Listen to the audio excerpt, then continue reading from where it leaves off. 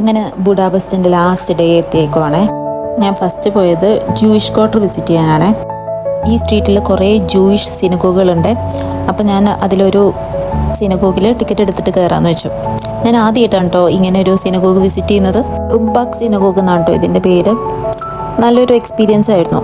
അവിടെ നിന്ന് ഇറങ്ങി പോകുന്ന വഴിക്ക് ദേ ഈ സ്ട്രീറ്റിൽ കൂടെ കേട്ടോ ഞാൻ പാസ് ചെയ്ത് പോയത്. കണ്ടോ, ഈ വാൾസിലെ ഡിസൈൻസ് ഒക്കെ കണ്ടില്ലേ? ഇതിന് മ്യൂറൽസ് എന്ന് വിളിക്കുന്നത്. ലാസ്റ്റ് ഡേ ആയതുകൊണ്ട് തന്നെ ഞാൻ അധികം ആക്ടിവിറ്റീസ് ഒന്നും പ്ലാൻ ചെയ്തിട്ടുണ്ടായിരുന്നില്ല കേട്ടോ.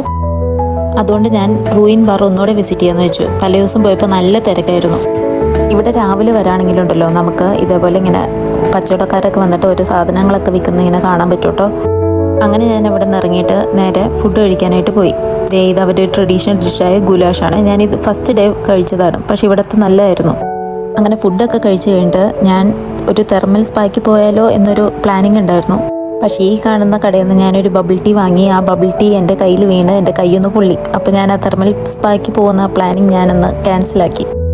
ബുഡാപെസ്റ്റ് തെർമൽ സ്പായ്ക്ക് ഫേമസ് ആണ് കേട്ടോ. ബുഡാപെസ്റ്റ് വിസിറ്റ് ചെയ്യുന്ന ആരെങ്കിലും ഉണ്ടെങ്കിൽ തെർമൽ സ്പാ മിസ്സാക്കരുത്.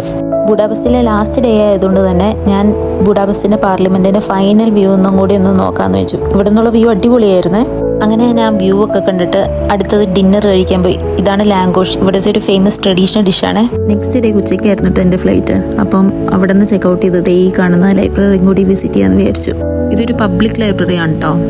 ഈ ലൈബ്രറി ആക്ച്വലി ഒരു പാലസിൻ്റെ ഉള്ളിലായിട്ടാണ് വരുന്നത്. ഇതിൻ്റെ ടോപ്പ് ഫ്ലോറിൽ വിസിറ്റേഴ്സ് അലൗഡ് ആണ്. അപ്പം നമുക്ക് ഒരു 4 യൂറോ കൊടുത്തു കഴിഞ്ഞാൽ നമുക്കിത് വിസിറ്റ് ചെയ്യാനായിട്ടുള്ള ഒരു ഓപ്ഷൻ കിട്ടും.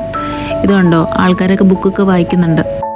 അങ്ങനെ ഞാൻ അവിടെ 1 അവർ സ്പെൻഡ് ചെയ്ത് കഴിഞ്ഞിട്ട് പിന്നെ ഞാൻ നേരെ ഫ്ലൈറ്റ് കയറാൻ പോയി. അപ്പോൾ നമ്മുടെ ബുഡാപെസ്റ്റ് യാത്ര ഇവിടെ അവസാനിച്ചിരിക്കുകയാണ്. മൊത്തത്തിലൊരു അടിപൊളി പ്ലേസ് ആയിരുന്നു കേട്ടോ.